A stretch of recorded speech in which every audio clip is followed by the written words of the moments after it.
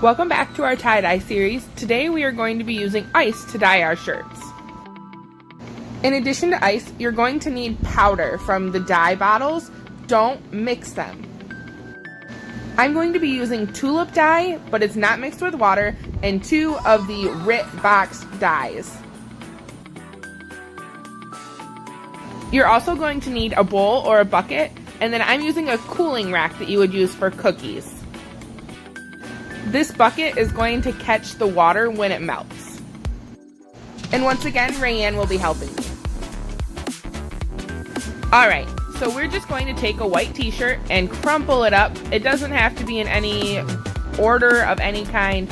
Just make sure it fits on your cooling rack or whatever else you might be using so that the ice can drain into your bucket or your bowl. We're just scrunching it up so that it fits onto our cooling rack. It is pretty small and the shirt is 2X, so it was kind of hard to get it all to fit, which is why we're taking so much time. However, the more you scrunch it up, the more variegated your shirt can be.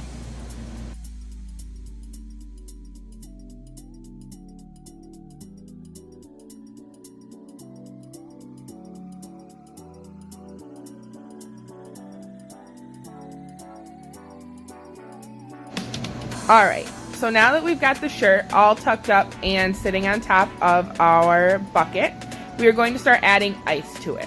We did pull the ice out of the ice maker in our fridge so that we had a lot of ice. So you will need quite a bit to make this happen.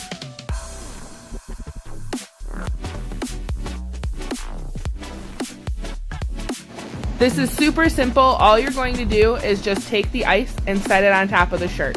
Try and cover the shirt as much as possible with as much ice as you can get on it from edge to edge. The more you put on it, the better the dye is going to spread.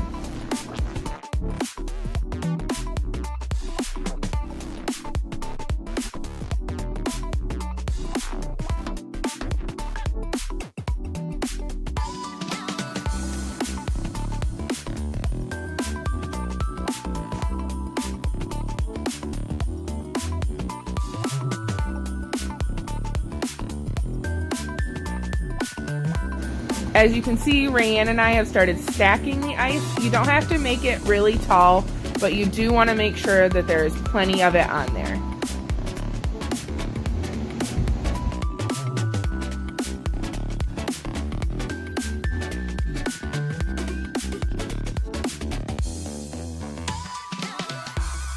Alright, so now you're going to take your dye powder. Again, make sure it's not mixed with water. It will not work very well if you mix it. And you're just going to sprinkle that powder right on top of the ice.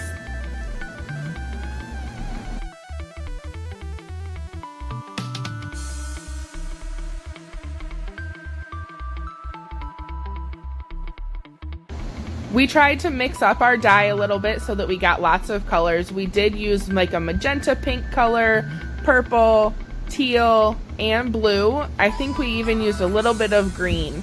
So it's going to give us a lot of different colors and it's going to mix a little bit. So even though we use like magenta and blue, those colors are going to blend together on the shirt as well.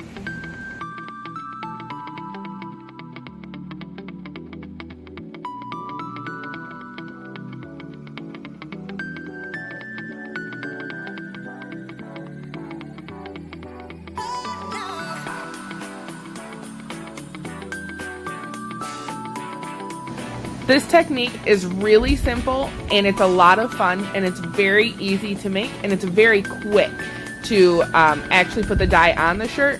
However, it is going to take a little bit longer to set out so that that ice has time to melt.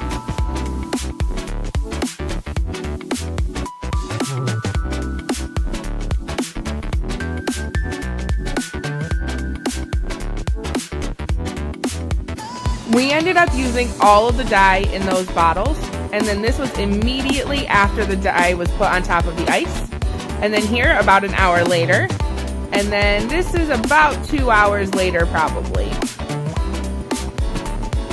And then once all the ice melted, we were left with this. This shirt has already been rinsed out, and it looks fabulous. I think it is probably my most favorite tie-dye shirt I've ever made, and it was super simple.